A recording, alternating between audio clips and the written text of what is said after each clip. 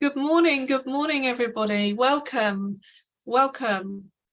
Lovely to see you all dialing in this morning on this wonderful sunny Monday morning. There's quite a few people just joining us now, so I'm delighted to see some of our regular members and long-standing colleagues on the call. So hello Andy, hi Izzy, hi Chris, Hugh, it's wonderful to see you all. My name is Amanda Rosewarne. For those of you that haven't met me before, I'm the CEO and co-founder of the CPD Standards Office. And as you might be able to see, unfortunately, I had a bad accident on the weekend and scraped my chin. So do bear with me at times, please, because it was a bit of a shock. So good morning to everybody who have just joined us. I'm delighted today to bring this webinar to you entitled The Many Faces of Employee Engagement and How L&D Can Make a Real Difference. So the session today looking at all of those different areas of L&D and what that critical piece of engagement looks like. Can I have the next slide, please, Nina? So just a little bit of housekeeping for you all. The session is going to run for about 45 minutes. And Amber and Ian, who I'll introduce in a second, will be delivering the session. Please do use the chat to ask questions, to make observations, or just generally some feedback on what you are seeing and how you're experiencing the content. If you have any questions about your membership or about assessment, please do send a direct message to my colleague Nina, who's on the call, and we can look after you from there. So taking you through to the next slide. So I'm delighted to introduce Ian Luxford and Amber Orchard-Webb from the Motivation Agency. We're really excited about the webinar that we're going to have this morning. Amber is a learning specialist and has been so for about a decade. And Ian has been in the field slightly longer and has worked previously with the Financial Times and Investors in People. So we're delighted to have you this morning. Thank you so much, Ian and Amber, for spending some time with us and sharing this really important topic. So we're going to hand over to you guys now, and you can use your slides. Sorry, my voice is croaky and I'm not 100%. And we're really looking forward to this session with you. Great. Thanks, Amanda. Just let me share my screen. Give me 1 second.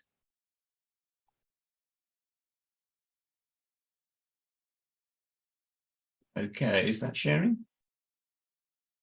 Not yet. Quite. Oh, okay. Bear with me then. I'm not sure why that's not sharing. Hold on.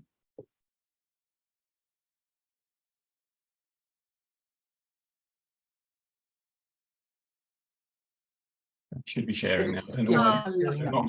Perfect. Isn't it always lots of training on the call? We're used to this kind of thing, right? Yeah, thanks Amanda for that introduction. Yes, so Amber and me are from the Motivation Agency. We're a business of 15 people, and we help organisations to create environments where people can grow, thrive, and succeed. So I'm Ian Luxford. I'm very excited to be sharing our thoughts on employee engagement with you this morning. And I'm Amber Orchard-Webb, and again, like Ian, really excited to be talking employee engagement today. So employee engagement is a field which we, everyone within the learning and development field, can have a massive impact on. And today we're going to explore some of those things with you and some of the ways that we can do this. But first, we'd really like to hear from you and your thoughts of what how would you explain what employee engagement is? So if you were chatting with someone, how would you explain what employee engagement is? So if you could pop your ideas into the chat, and we'll start going through some of those. So maybe it's some experiences that you've had before yourself, maybe it's some things that you do already. So yeah, as I said, pop your answers in the chat and we'll have a look. Just to kind of, oh, motivated and skills to work. Fantastic. Thanks, Andy. Just as an FYI, in terms of employee engagement, there isn't a definitive answer. So it'd be great to get lots of thoughts from you all. So happy people who stick around for a long time, come and work hard and have protected well-being. So yeah, well-being is really, really important in terms of that engagement. Or they're coming through thick and fast. Employee retention. So again, yeah, the longevity of people staying with you can indicate great engagement. Listening to your employees' views on topics, absolutely. So really listening to what your employees have to say and acting on it as well. So not just about listening, but really kind of taking that into consideration. I think the good news is we're going to touch on nearly all of the points that you've raised so far. So we're obviously all thinking the same way. Absolutely. And just one last one to comment on. So employees' commitment to the company's mission and excellence in day-to-day tasks. Absolutely. So, you know, what are those core feelings of the organization, their mission, their values? What is it that they really kind of drive on? And trust, respect and inclusion. Absolutely. Fantastic. Thank you. So as you've all kind of mentioned, employee engagement touches on everything within an organization and it filters all the way through. And that I think is something that we need to really concentrate on, that, you know, it is something that is throughout the whole organization. It's not just a random thing that we do on a Friday to make people feel good, but it's how people feel working within that organization. Now, within the news recently, we've had lots of kind of buzz topics going off around lots of things going on that can impact that employee engagement. So the Great Resignation being one, working terms and conditions, so that flexible working. We were having a chat at the beginning around kind of that hybrid and remote working and how consistent and how great it can be, but getting that right mix for everyone. But also that quiet quitting. So again, it's really thinking about making sure that we're not concentrating on one of those, but also giving people the space to really kind of talk about all of those things, but making sure they are engaged by having that great employee engagement throughout the business.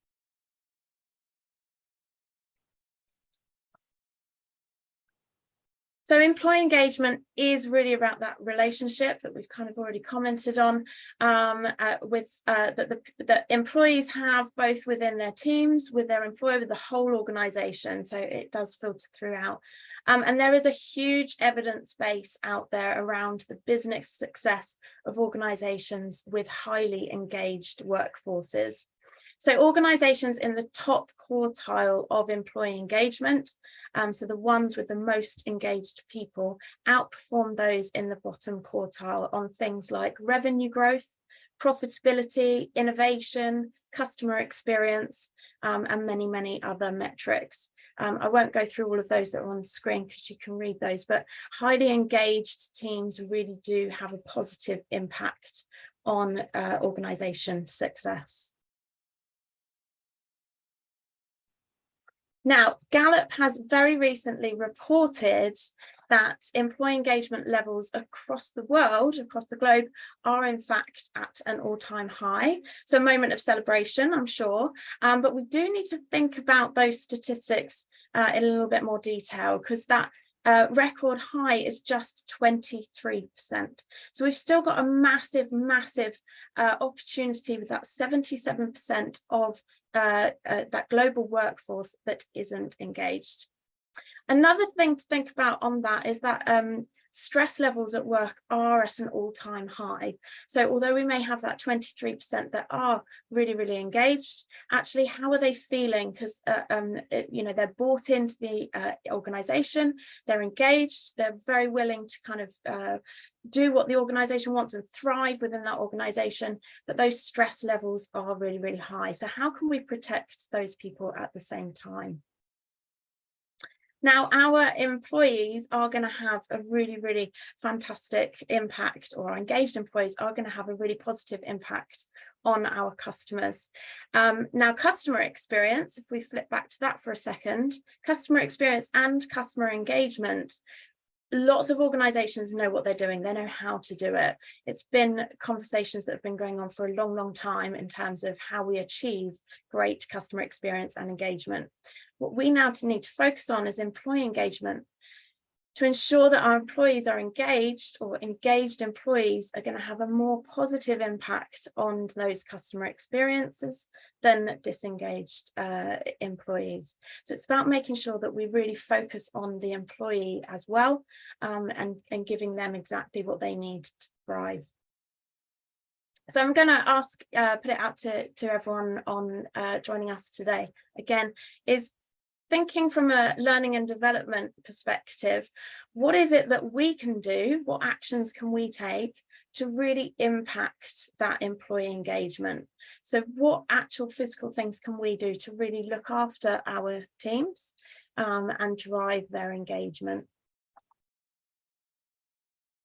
I think we've got a few coming through already.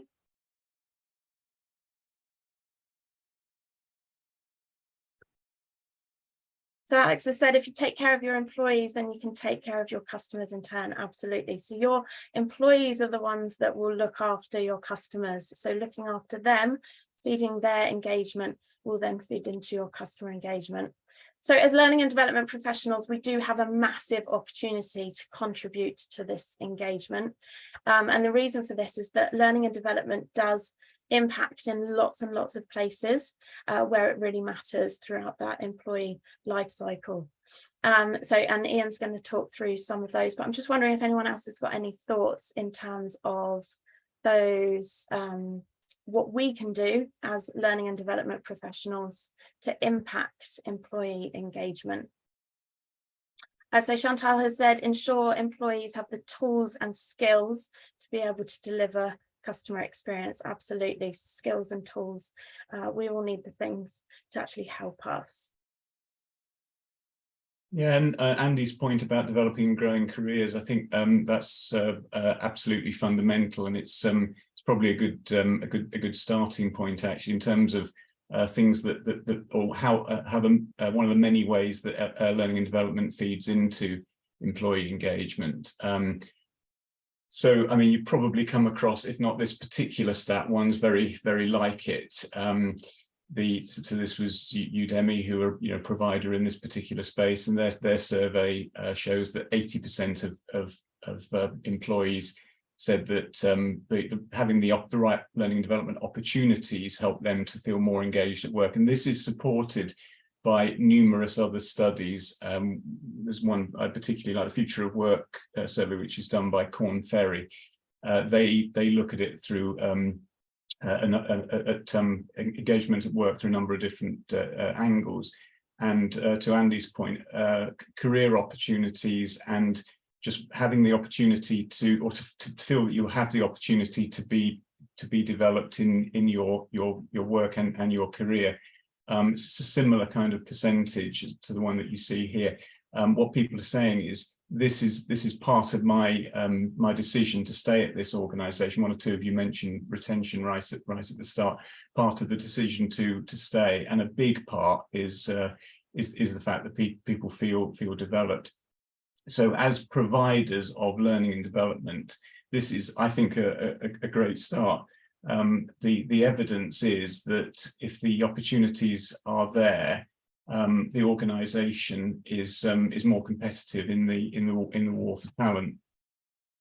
So that's kind of a really sort of important kind of big picture and broad way of seeing the role of learning and development.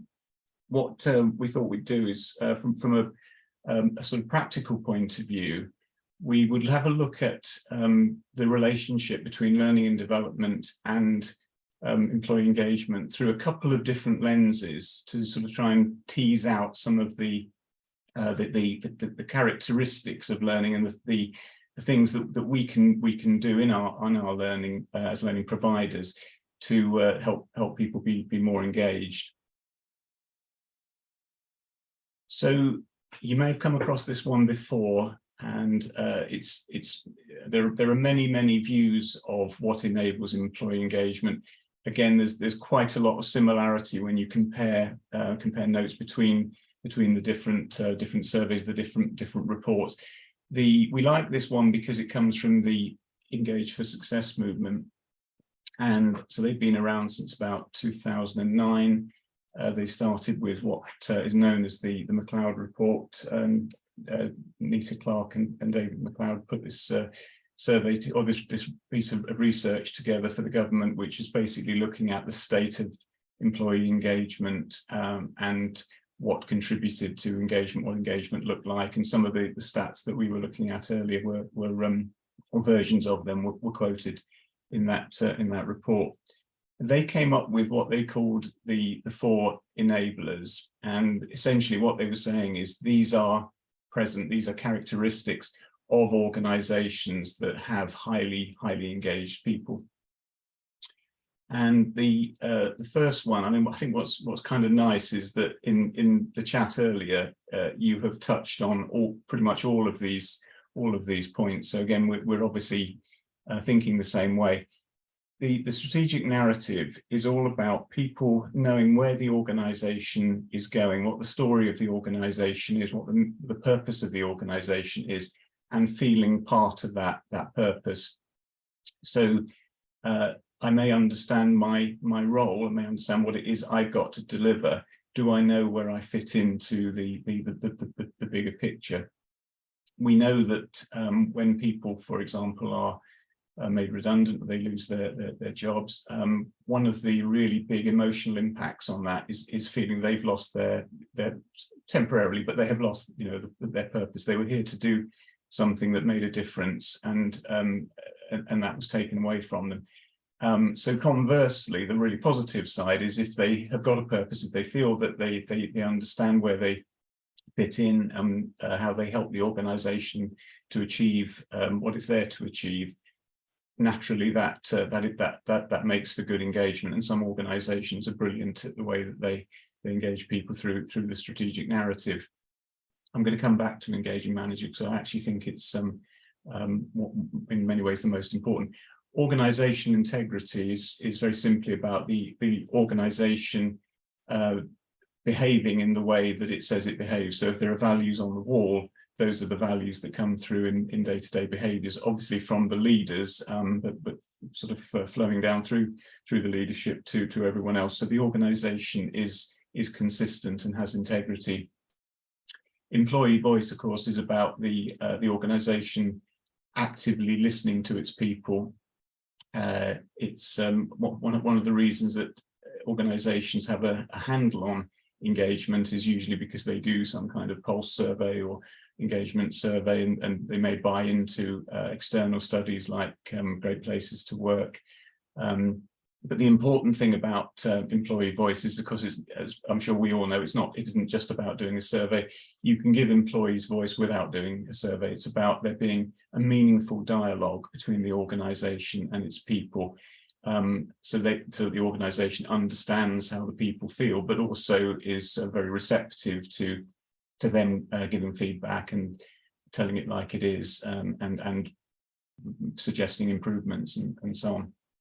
And then going back to engaging managers, the people who have one of the biggest impacts on the day-to-day feelings and motivations of the people who are in the front line are, of course, the people who are responsible for their well-being and their direction and so on.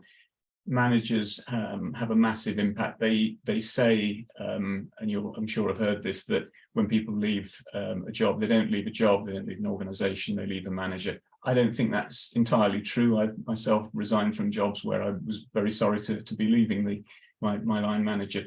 But the principle is a good one, that the line managers make a massive difference. And in organisations where engagement is high, people are working for people who listen, who coach, who enable, and are a really key link between the people and the organisation itself. So in just going through those points, I think it's very easy to see where we can impact. Obviously, if the learning and development offer is a great one, then that is going to encourage people to stay. On top of that, there are things about all of these four principles, these four enablers, that we as learning and development people have a massive opportunity to influence. So if we look at it through a slightly different lens, these 5 questions, we at the Motivation Agency, we use these questions as a kind of a test of what we're doing. If we are able to say with confidence that the people we're working with in the workforce, these questions are being answered for them, then we can say with confidence that we are starting to engage these people. They are the questions that people ask of their organisations, not always consciously, but they are questions that an organisation needs to answer. And if it does answer them, it engages well. So people, this fits of course with the strategic narrative, people need to know what it is they're there to do, and the why is very much around, and how will that make a difference? How will I be able to contribute to the purpose, the mission of the organisation? And those are absolutely fundamental to having that purpose that we talked about. There is a very obvious thing around equipping people, and again in the chat, a number of you mentioned this point. If I'm motivated to do a great job, of course I've got to have the skills to do it and do it well and excel at it. And then of course people want to know how they're getting on. And there's this classic question, what's in it for me? And I think it is well known and well established now that pay and reward are important, but they are by no means the only motivator. People stay in a job for many other reasons, often many of them more important than pay and reward. But what's in it for me, of course, isn't just about what I get in a kind of tangible way. It is about the whole offer, and actually the benefits of working for a switched on organisation. Wellbeing's come up a couple of times in the chat, and that is something people are starting to feel is something that should be part of the what's in it for them. They're part of the offer, part of the proposition, the value proposition for working at a particular organisation. So think for a moment about who answers these questions. In an organisation, I mean, we work with organisations of all different sizes, but there are places that you go to find out, if you like, these answers, and they don't necessarily all sit in the same place. I think it's reasonable to think that the senior leadership, and perhaps supported, if you have an internal comms function supported by them, they really need to take ownership of the big questions, helping people understand what their purpose is, what their role is, and how they contribute to where the organisation is going, and how they're helping the organisation to get there. I think I've mentioned the what's in it for me as a kind of a benefits, in the broadest sense, a benefits question. So if you have a reward and benefits team, obviously that's something that's part of their responsibility to communicate, but that's I think that's a fairly narrow view. I think it's much bigger than that. Line managers, I could argue line managers really should be the first port of call for any of these questions. In particular, they do need to keep people well appraised of how they're getting on, and how they're going to be supported. I think it's fair to say that they might be the first two questions, but they really should be there to answer all of them. And there is an obvious role for us in learning and development. Of course, we're helping people to build the skills and the knowledge and the behaviours that help them to perform well. And I would argue that if we're doing that in a way that helps people to apply those skills, that knowledge, to help the organisation succeed, which we're helping to answer the why do you want me to do it question. But here's the thing: we impact on the other people who are answering these questions, don't we? So we're there to perhaps to help develop the leaders, to help everyone be great communicators, and in particular, the impact that we can have in supporting line managers is absolutely massive. Most line managers, most people who come to be line managers, do not have that much preparation for it. It's a reality that when you come into a new job, generally you are given some kind of training or preparation, and yet when you are asked to supervise a group of people, the organisation tends to give a lot less thought to, can this people actually manage people? Can they enable them and coach them? Can they be an engaging manager? A lot of organisations have step into leadership programs and things like that, which have, depending on the organisation, some success or limited success. But in reality, the evidence is that the majority of managers are what are called accidental managers. We prefer to use the term incidental managers. I think it's a bit more positive. It's not their fault. But with the right preparation and the right training, they can make a massive difference, just in their performance generally, but in particular in engagement. So there's a number of places, if you look at it through the lens of our 5 questions, there's a number of places where we as learning and development people can make a huge difference. So what this takes us to is a kind of, all right, how does this impact? And I think for a number of us, what this next bit should be quite reaffirming. It is about the quality of what we do and the way that we do it. It is about the way that our learning and development is strategic and not just transactional. It's about how we're not just there to fix things, although I believe we sometimes do that rather well. It's about how we deliver on the need of the organisation to engage while helping people to build the skills and the knowledge that they need to thrive at work. So here are my sort of 4 guidelines, and I'm going to I'm going to go around in anti-clockwise on this one. By start at the end, what do I mean? Well, this is really where I'm thinking about the strategic narrative. This is about the fact that everything that we are trying to do is not just helping people to perform within their own right. It's helping them to deliver on that purpose. It's helping them to contribute to the success of the organisation. So people, for example, if they learn to use a new system, they're doing it for a reason. It may be because we need to increase efficiency or something like that, or accuracy of data, I don't know, but the point is they're doing that because it is going to have an impact.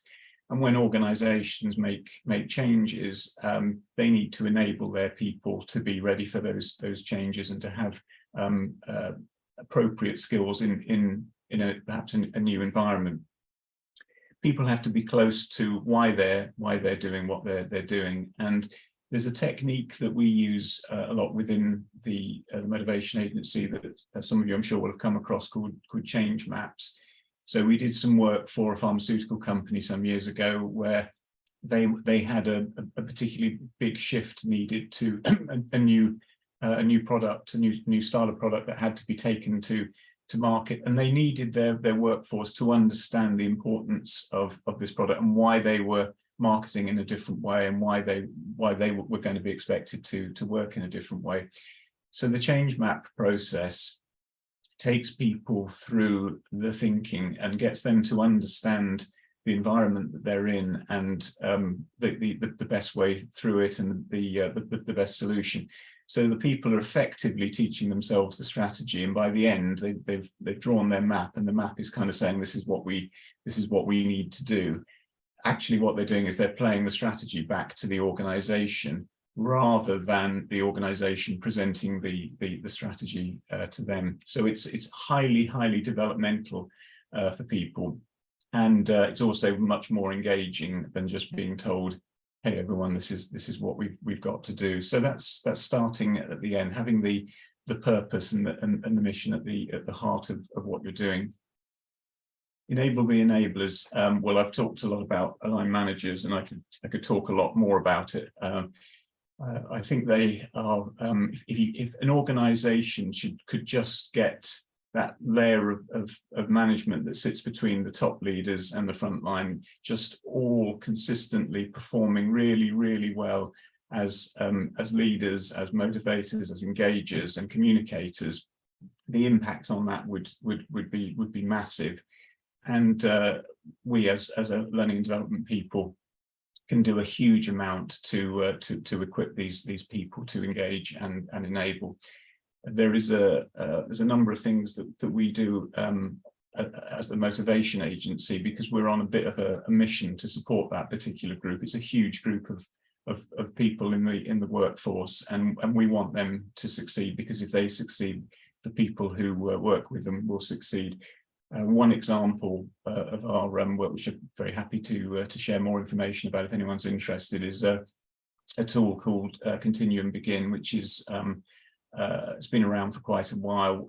It's a fast coaching tool, and we work with the owner of this particular tool, and we have sort of online training designed to help managers acquire very quickly the coaching skills that they need to help people build in themselves the skills and the resources that they need to succeed. What I love about the approach is that it's very straightforward. It can make a massive difference because it's such a key skill, but it isn't about sending people away for weeks and weeks and spending loads and loads of money. It's about getting to the heart of what people need to be able to do well. And there's many other examples, and you will have plenty, I'm sure, that you can share. But the more we can do to enable the enablers, the bigger the impact that we can have on obviously people's ability to perform at work, but also their engagement. Living out the values. Well, yeah, of course, that's about the fact that as trainers, whether we are in-house or we are as I am in an agency, what people see in us and what they see in our content has to be coherent with the persona of the organization. It's not just about being on brand, although I think that's important. It's about the mission of the organization coming through in what we do.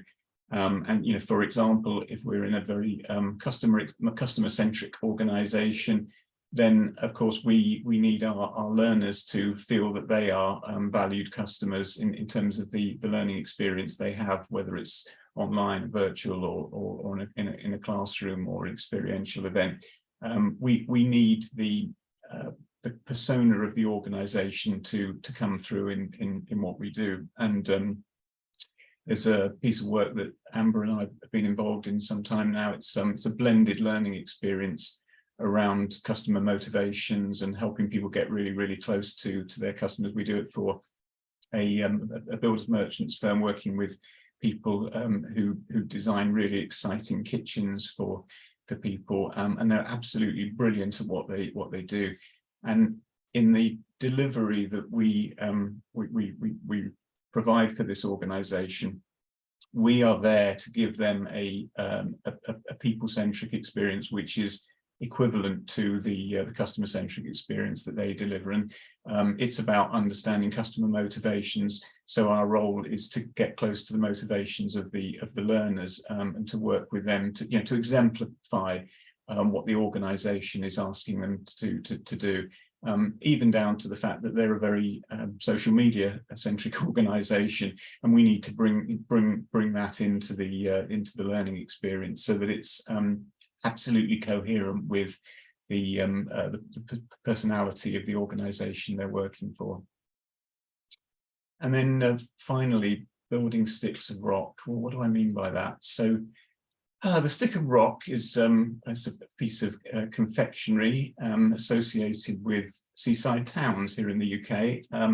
I believe it was invented in Yorkshire, and I also happen to know that it's not exclusive to the UK by any means. There's a number of other countries you can find this candy bar. The candy bar, the stick of rock, the thing about it is the defining characteristic of it is what? It's this. It has the name of the place that it comes through written all the way through. So if you visit the seaside town of Brighton, other seaside towns are available, you will find the word Brighton, the name Brighton, all the way through. No matter where you break that stick of rock or how far you chew it down, you will see the brand all the way through. And I think that needs to be how the learning experience works for employees. I think it needs to be, the brand needs to go all the way through, and we always, as we start at the end, we need to link back to why we're doing it. So final example I would make there is a global retailer that Amber and I also are working with, a number of our colleagues at the moment, and we're producing content which is there to enable the front line, people all across the world who are serving the customers.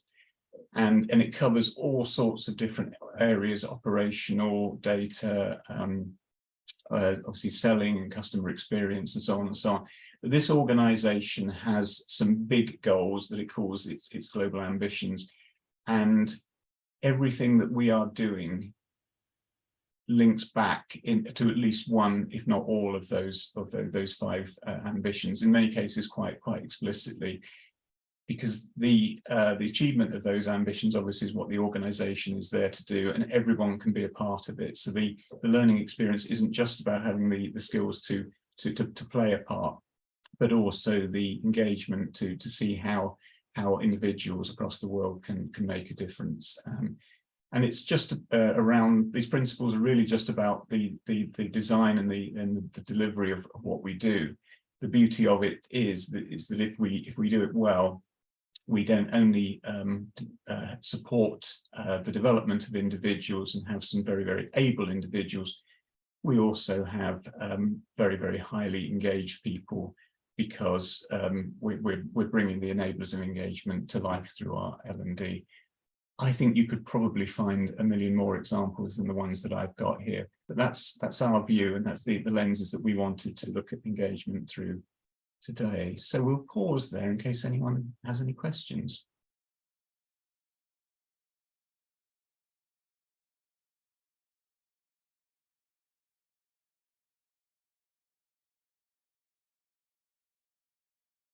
I'm just going to agree with Andy's point that not all line managers do that. I think that's absolutely fundamental, and something that hopefully we can do something about as a profession.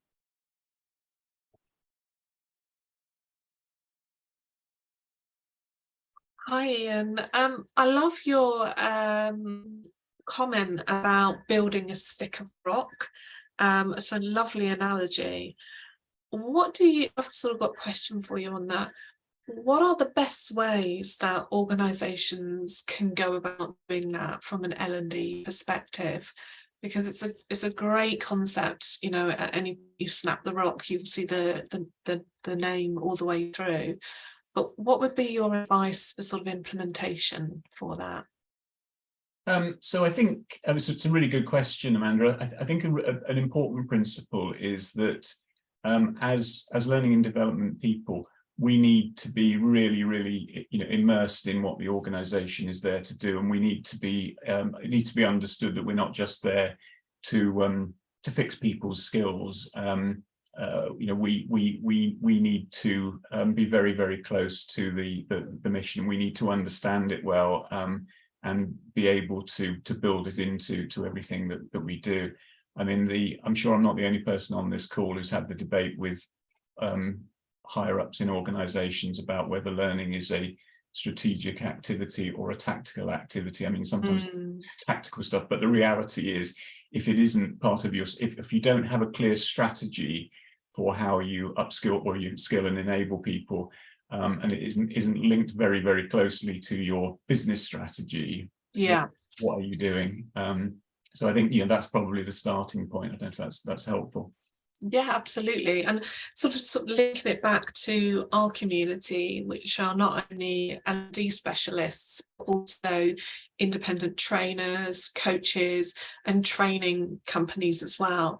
If they are coming on as a supplier in some ways, or as a freelancer, or, you know, joining that corporate to help sort of deliver the L&D, whether that be online or face-to-face, etc.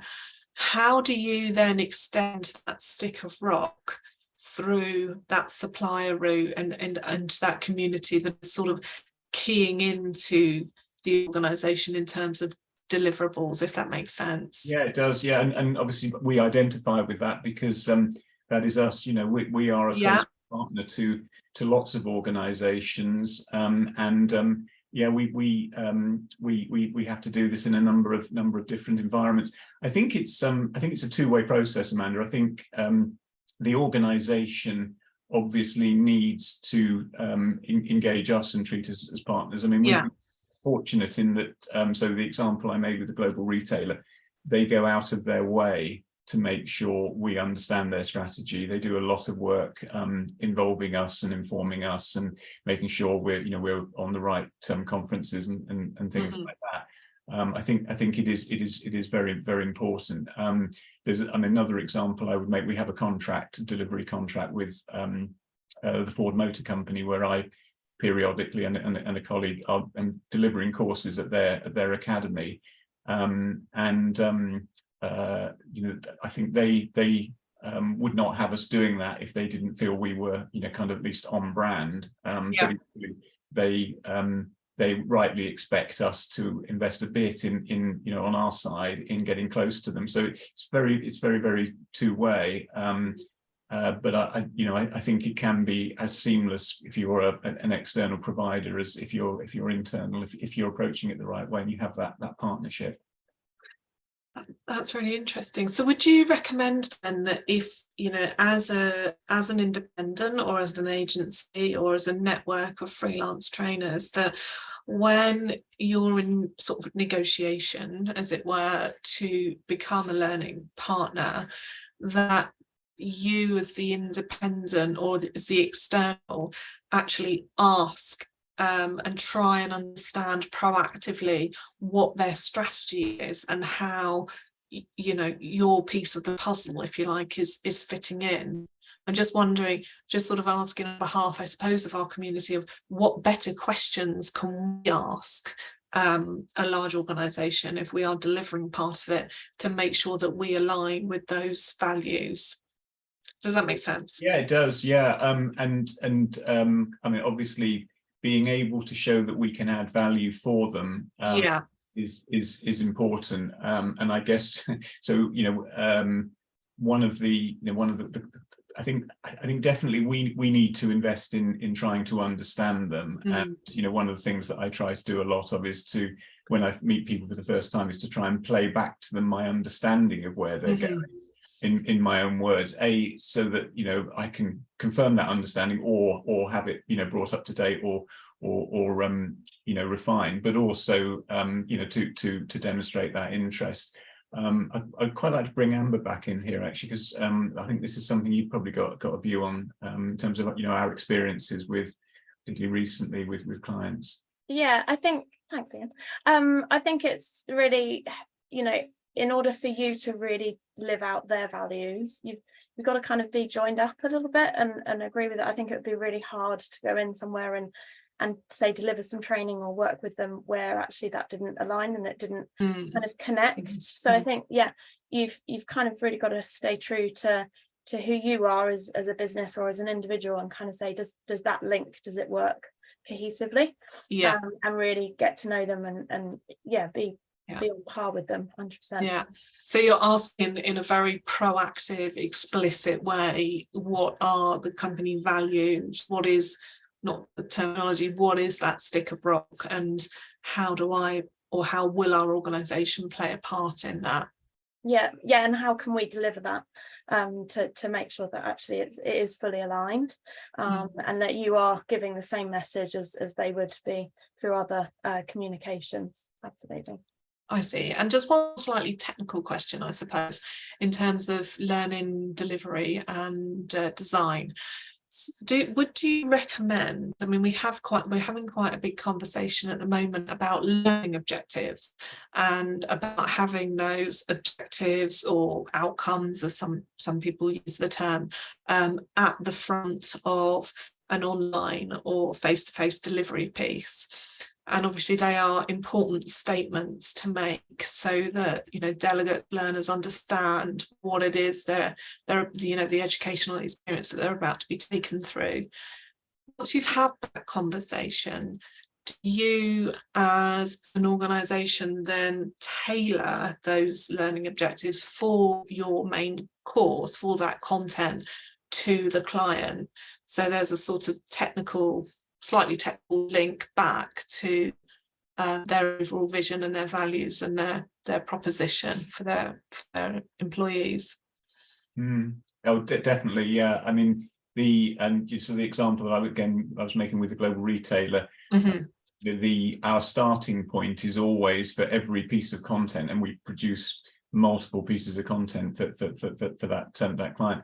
The starting point is always how will this enable people to contribute to the ambitions, and then therefore what do the outcomes need to be for them in terms of their skills.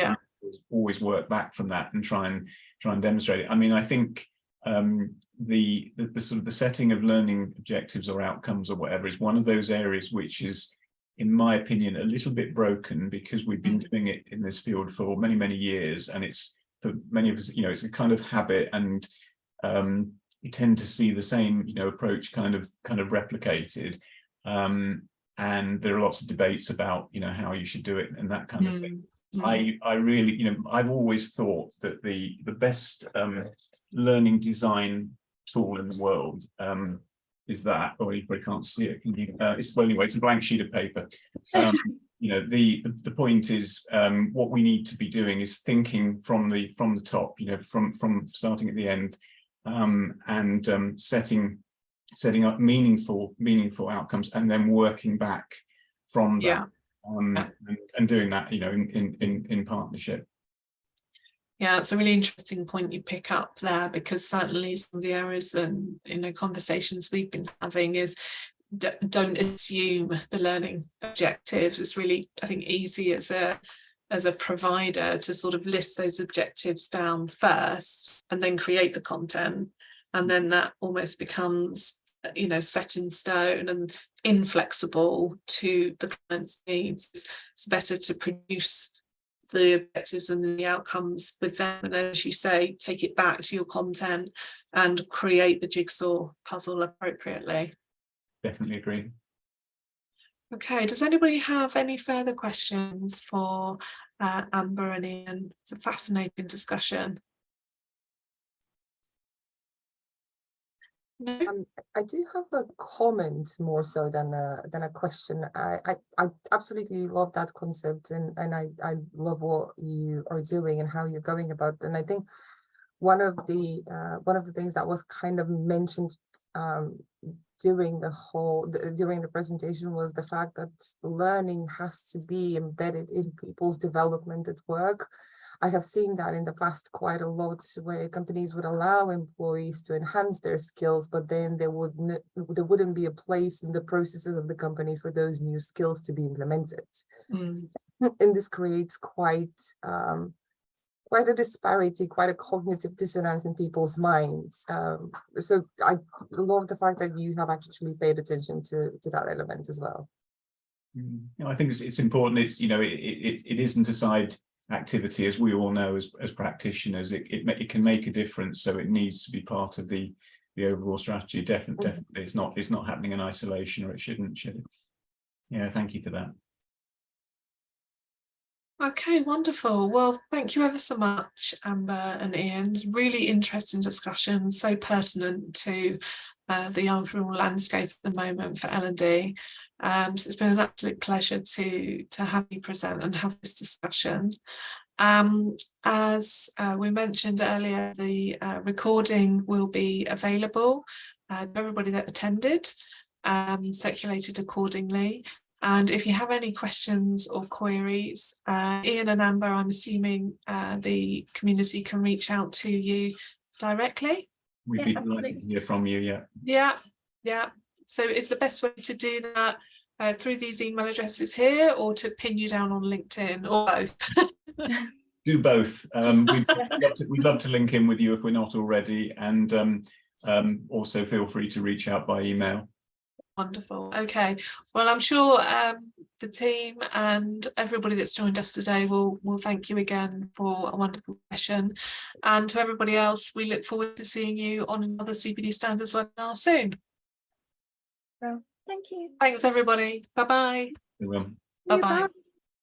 Bye.